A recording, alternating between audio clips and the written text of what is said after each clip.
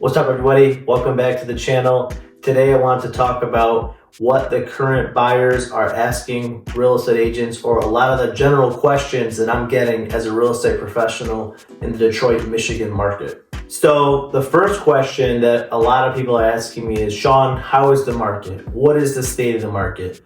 And the answer to that is it honestly depends on what your goal is. Also, of course, where you are specifically. For us here, we're still having a low inventory market with a stronger buyer demand. However, I do expect that we're gonna see some slight increase in inventory levels here soon, maybe even more transactions this year than we saw in 2024 and in 2023, just because it's been a bigger trend of a lot of people that have been starting to get their plans in motion. We're past the elections now. The holidays are past us. We're heading into that prime spring market. It also seems like our interest rates are going to be staying about where they're at, maybe some slight decline, but we're not going to see the decline that we hope for just because of our economy being strong, the inflation's still kind of high, and I think just a lot of uncertainty in the world right now. So now, of course, one of the most common questions that I'll get asked, besides, how much is a house? The next question is, well, really, what is that house worth? Is that worth the asking price, or how do we determine that? As a real estate professional, we can do the CMA, or comparative market analysis, and really analyze on a deep level of what the value is based on the features and benefits of that home and comparing it to other homes' features and benefits that have recently sold or maybe on the market. This step is very important, and it's very crucial that your real estate professional is detail oriented, or at least takes their time to really go through, because there can be some small details that can make a big difference in terms of the actual value or amenities a home will offer compared to its price. Another big question that I get from buyers right now is, well, Sean, what's it going to cost me for me to hire you or for you to work for me? And the answer is it's negotiable right now. The trend of the real estate market since the lawsuit has slightly shifted and changed. However, every situation is going to be personal, dependent on you and your agent's relationship. And this is something that you should definitely discuss on a case-by-case basis. So at the moment, there is still a lot of sellers that are offering the buyer's agent commissions. Most of the time it's 3%, sometimes a little less, sometimes a little more. But again, this is something that you'll have to talk to your real estate professional about personally and figure that out moving forward. One of the biggest differences that came is we're no longer able to offer as a listing agent, as a seller, what the commission advertisement percentage is going to be, meaning on the MLS or just when advertising a listing, we can't show or demonstrate what the seller is willing to pay up front to a buyer's agent. So previously we were able to do that, and it just created a little more certainty. Now you kind of have to figure it out or make it work when writing an offer or submitting based on what you'd like to do.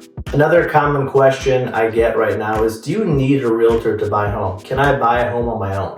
And the answer is yes. Now, of course, if you're a savvy home investor, you've bought and sold before, it might be really easy. Or if you've never done it before, it might sound very daunting. And this is, definitely something that a real estate professional can create a lot of value for, just in terms of the process from start to finish and really going through and making sure that you're covered and everything is done at a high level and professionally, so you can make sure there's no mistakes and have a good experience as well. And of course, a lot of people ask me, how long does it take to buy a home right now, Sean? Or what is the time frame?